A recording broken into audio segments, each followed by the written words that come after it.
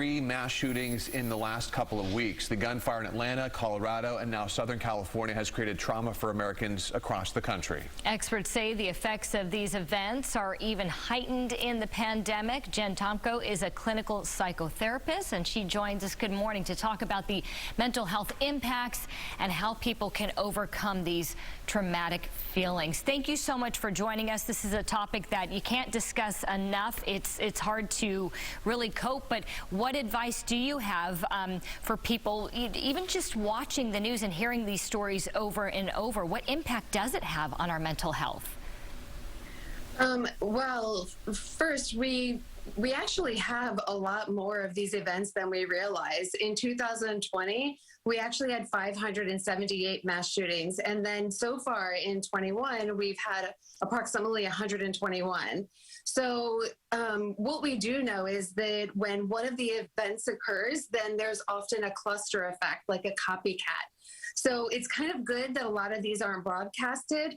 But yeah, it's scary. It really impacts people when this happens, when we hear about it. Yeah, it is scary, whether it's happening in your real life, in your neighborhood, or if you are watching it on the news. How would you say the pandemic plays into this? Has that been kind of the oven that a lot of this has been cooking inside of? Do you think that has led to some of these more recent shootings?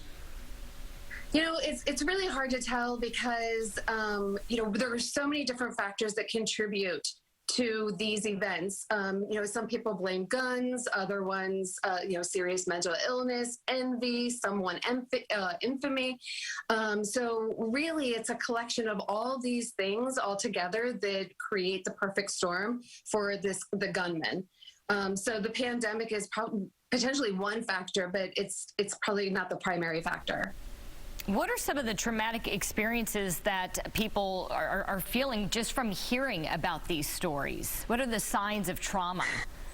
Yeah, a lot of people just, they don't feel safe, and they're already feeling anxious, so it validates that anxiety. So then they have increased anxiety. But if they have sleep issues, any nightmares, ruminating thoughts, and even like an overall sense of not being safe, even though there's no indication that they're perfectly safe. If you're feeling like that, those are kind of like vicarious PTSD symptoms. So what next? If you're feeling those feelings, which a lot of us are feeling, even unrelated to mass shootings, just because we're stuck at home and everything that's been going on during the pandemic, what can a person do if they are feeling out of control? Obviously, the very first thing is reach out to somebody else. It can counterbalance you. We want you to feel validated, but at the same time, not necessarily add to your anxiety. So you don't want somebody who's going to go, "Yeah, you're right. This is so scary."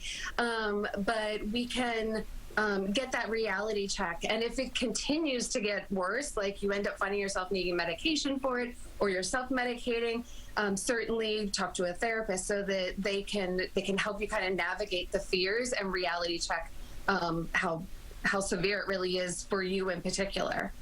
Some kids you can kind of shelter and keep them from seeing and hearing these stories, but the ones that are a little older and hear about this, what do you say to them to help them get through and without causing them trauma?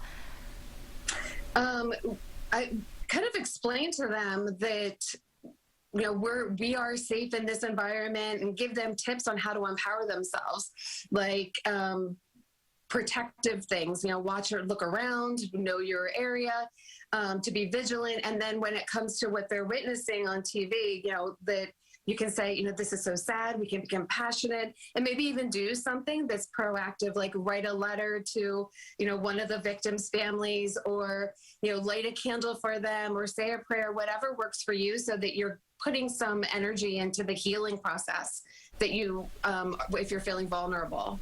Well, Jen Tomko, thank you for helping us with this conversation. Not a conversation that anyone wants to have, but one that oftentimes we have to have. We really appreciate it. Thank you. Thank you.